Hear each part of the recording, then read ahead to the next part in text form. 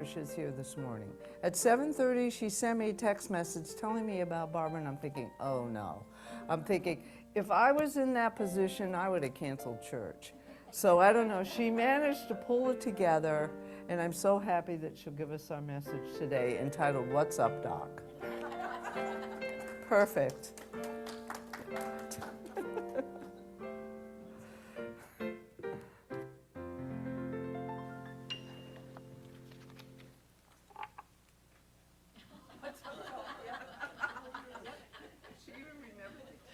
Roy looked at me, he said, "You're not taking that." I'm like, "Of course I am. Of course I am." Yes, so, instant message is not my normal thing, but that was kind of what happened today.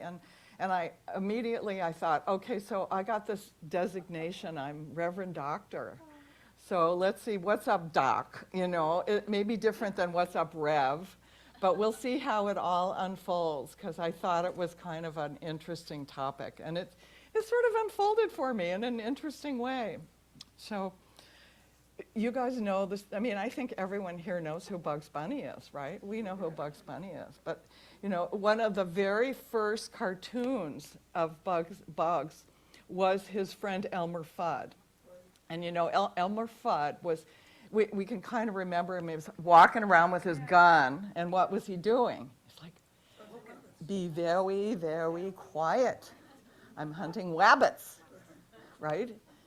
And he's stalking, looking for rabbits, right? And what does he find? What's up, Doc? So he finds Bugs, and Bugs is like this interesting character. So I don't know, I just kind of got carried away with the whole idea of Bugs Bunny. And just think, like, metaphysically, Bugs Bunny has a lesson for us. Can we stand it? I'm pretty sure everything in our life has a lesson for us. And I had a really weird thing happen it was maybe a week and a half ago. There was a fox in my bedroom. A fox underneath, everybody's mouth is going, that's what I'm just seeing. It's like, really? That's kind of well, I wasn't that, because I was changing. And I trapped him in my bedroom. He came in from the deck at night, and I walked in my bedroom, and it was dark and kind of cold, so I closed the door to the deck, closing the fox into my bedroom, not knowing there was a fox in my bedroom. And I put my nightgown on, and I'm standing there, and all of a sudden, I see this tail go under my bed. And it was a long tail, and so I knew immediately it was a fox. I live in a not fox neighborhood. I live in kind of suburban Marin, but they're doing a lot of construction. So, I was freaked out, and I got Roy, and we got the fox. The fox left. He was scared. I think he was more scared than I was. But I've been kind of like going, okay, what does it mean to have a fox under your bed? Do any of you ever do things like this? Like, you're like, what's the meaning of something weird that happens in my life?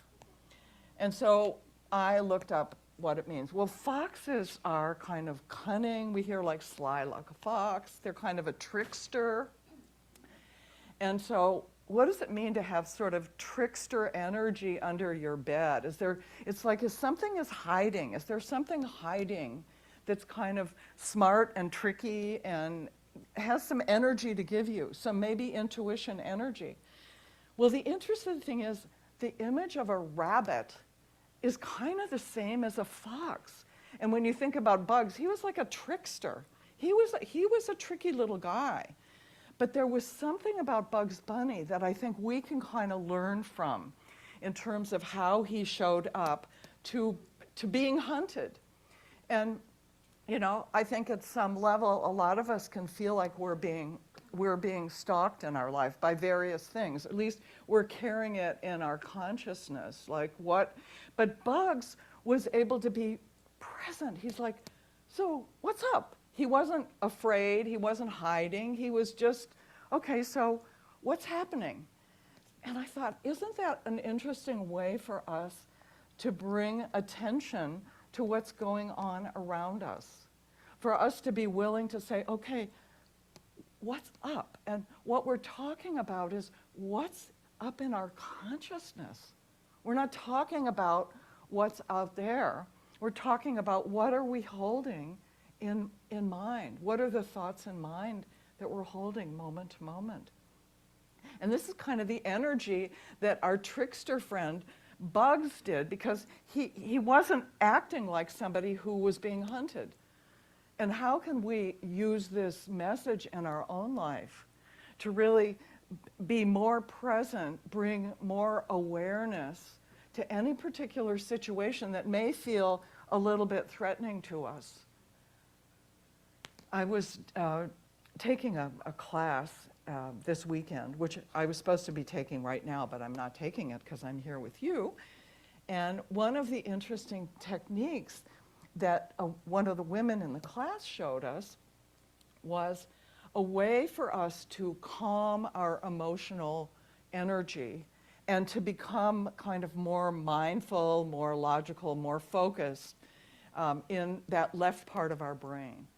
And so it's kind of been interesting playing with this, and I wanted to show it to everyone because I think sometimes we talk in unity about, oh, we need to be present, we need to be aware of our consciousness, but a lot of times we get so caught up in the emotion of what's going on that we don't know how to do it. We can tell ourselves, oh yes, I need to be present, but then we're not. Am I talking to the right people here? Yeah, I mean, we'd like to be able to do this, like go, oh, I need to be present in the moment. But a lot of times we're not. So this was a technique that she shared with us, and I'm going to just invite you to try it. So what she said was to activate a more thoughtful, kind of present mind, we put our hand over our left eye, put your hand over your left eye, and look up with your right eye. Just look up, just for a moment, look up at the corrugated ceiling that's hopefully not asbestos. Just take a moment there, looking up. And then bring your attention back just to the present moment. So what we've just done is we've balanced our brain a bit, pulling us out of more of the emotional state of the mind and brought us more into the logical left brain analyzer, decision-maker part of the mind. You could do the exact opposite if you wanted to get more creative. If you found yourself being, like a logical taskmaster and you wanted to activate the right brain, you could close your right eye and look up, and you do just the opposite, and you would activate the right brain. Basically, you're activating the brain side where you're putting your hand over that eye.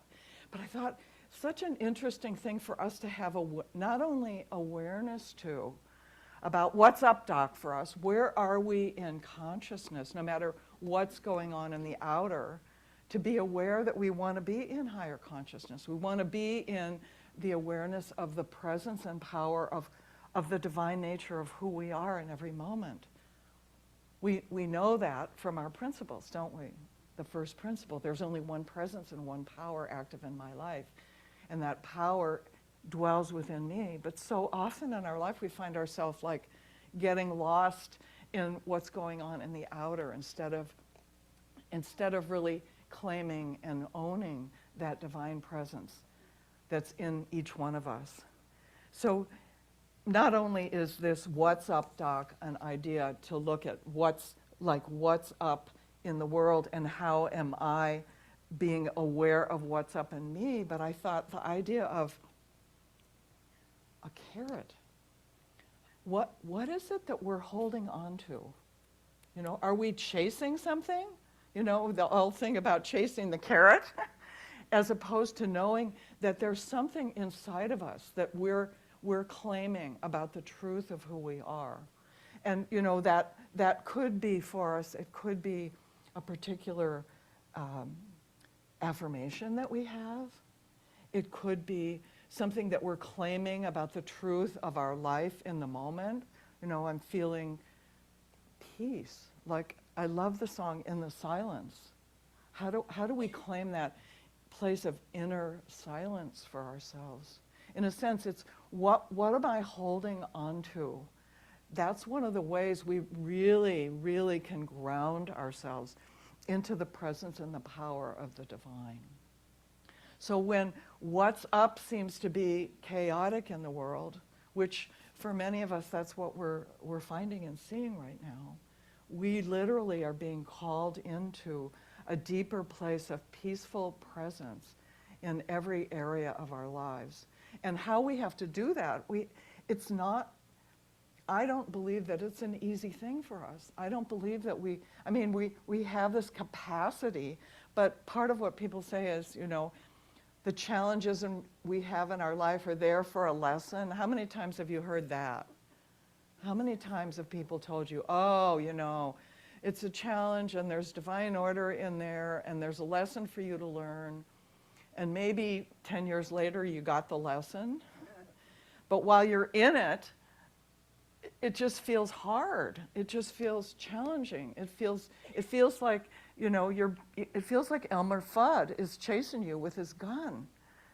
But the fact of the matter is we have these tools. We've been given these incredible tools in our spiritual toolkit to really know the truth of who we are, and not only to know the truth of who we are, but to know the truth of who everyone else in the world is, because we live in this field of oneness. So even as Bugs is popping out of his hole with his carrot going, "What's up, Doc?" There's a part of us that as we go, "What's up?" in consciousness, whatever is going on, whoever is facing us, we have an awareness at some deep level of the truth of who this person is or this situation is. And that's probably one of the hardest things, I think, for all of us to deal with in the world right now, because there's such a collective energy that feels contrary to the sense of wholeness and oneness that we all know is the nature of the world, that we all know and want to not only see in our own life, but to see throughout the world. We want to see people accepting one another for however they show up, whether it's whatever race they're in, whatever culture they're in, or whatever belief system they're in, whatever their situation, their sexual orientation is. We want to see this field of oneness in our world, and yet there's such a sense of division. But we're called into this again. This is part of the truth that we're invited to hold on to. So I want to share another technique, because I've learned so many things from being in India, and so many different ways to activate the spiritual energy that is the divine energy that we all carry inside of us. We have a body that feels very solid, and we can think the thoughts that we're thinking are very not solid, but between that physical body and the thoughts we're thinking, there's actually an astral body that energy runs along. And in India, one of the tools that they have given us is the ability to kind of disconnect from the craziness that we feel in the outer by moving to a space inside of our head that is a connection point between the hypothalamus, the pituitary, and the pineal gland. It's right up in the center of the head. And in India, they call it the Brahma Garbha, a place where new things are born. It's a holding space where things can be recreated and born. And, I was looking kind of more into the science of all this to see what does Western science say about this. And they don't talk specifically about this space, the Brahma Garbha, because it's very much part of the tradition in India and the tradition of dealing with the astral body, that spiritual body that we have. But they do say the very same thing, which is there's this place inside our brain where pituitary, pineal gland, and the hypothalamus begin to intersect, where there's a holding pattern, in a sense. And so it's another way for us to be able to be more fully present to be in the what's up, doc, to be in that open consciousness when we're able to move into this quiet space. So I'd love to just take us through this meditation. I think I've done it in the past, but because this is my short notice What's Up Doc Talk, I thought I'd like to bring a few things in that I don't normally talk about on Sunday morning. So let's turn our lights down and just invite you to put everything aside. If you want to, or you could just sit whatever you want, Guy. I'm about your happiness. It's all about your happiness. Guy's so great. Yeah, we love you so much. So again, just take a moment and be present to whatever, just closing eyes, and just be present to whatever's going on in your mind right now. Whatever thoughts are coming up.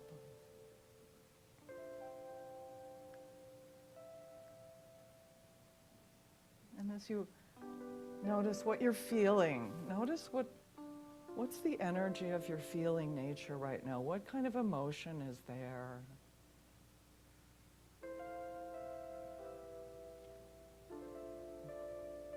Maybe you're thinking about something that you have to do this afternoon or next week, or maybe you're chewing on something that happened in the past that just keeps coming back to you, not only in the middle of the night, but even right now. Or maybe you're just feeling really present in the moment. You're holding on to that place of calm presence. Just become aware of whatever it is right now. And notice where you're feeling it in your physical body. Notice if there's any sense of any pressure or any tension in the body. Just bring your awareness to that, not trying to change anything. Just bringing in awareness.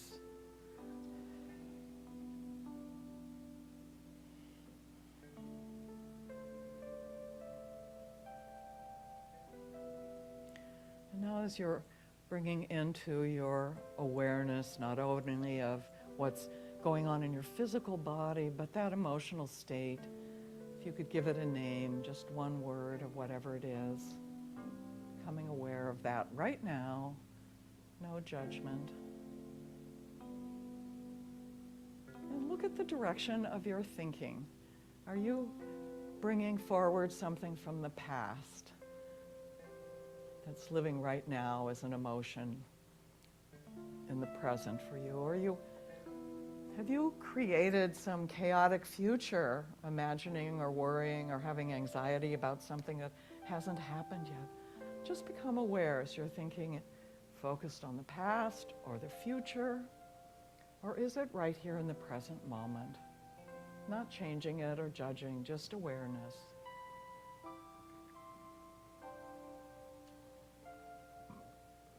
And now, bring your attention and focus to the space right between your eyebrows. And imagine, if you can, visualize if you're able, or simply feel a tiny flame sitting right there between your eyebrows, like the flame of a candle. And slowly pull that flame back, either visually or feeling it, till it rests right in the center of your head. And just focus on that flame in the center of your head for a few seconds.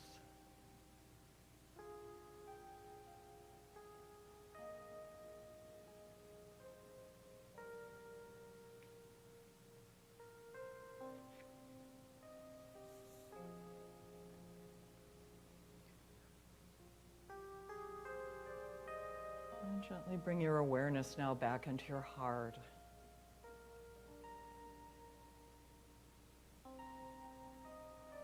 And become aware, what's up with me now? What's stirring inside of me? What's rising to my awareness in this moment? Maybe it's a deep sense of gratitude.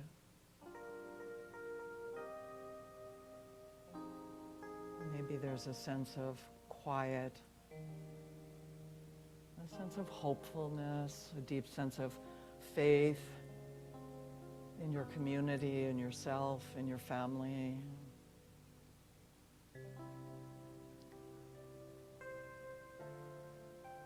Just become aware of what's there right now in this moment. Let it be totally okay.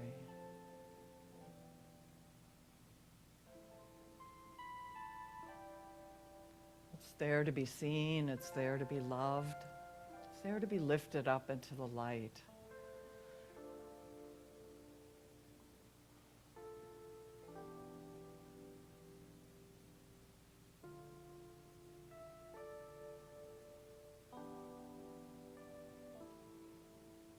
And taking a moment in the stillness to be mindful and remember, above all the busyness in the outer, the challenges that we face as individuals, as a culture, even as our community. Beneath all the thoughts and plans, and there's a quiet stillness, there's a presence, there's a wholeness.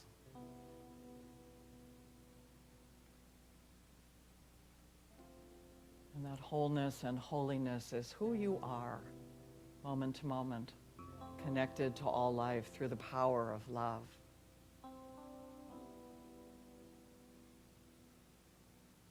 It's the unshakable spirit within. It's the Christ nature, the Christ presence.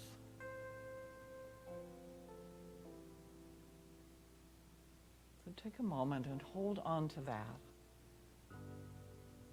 Hold it in your heart.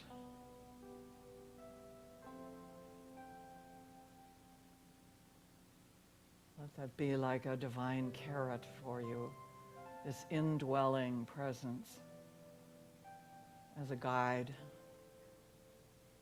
as a foundation of your faith.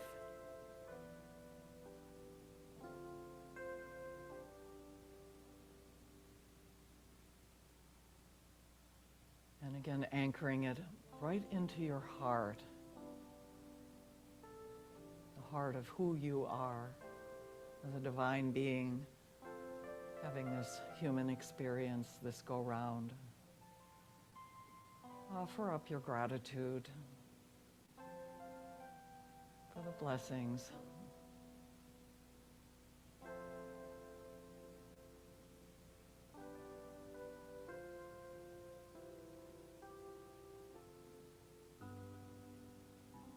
And feeling the presence of the divine in every moment, in every challenge. Be willing to be present. What's up? I'm higher consciousness. I'm the divine nature. I am one with the presence and power of God, moment to moment. And taking a deep and a conscious breath. As you're ready, you can begin to bring your awareness back into your body.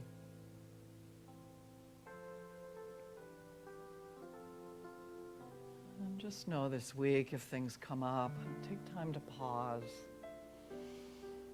Take a deep breath to smile. Maybe think about our friend bugs. What's up, Doc?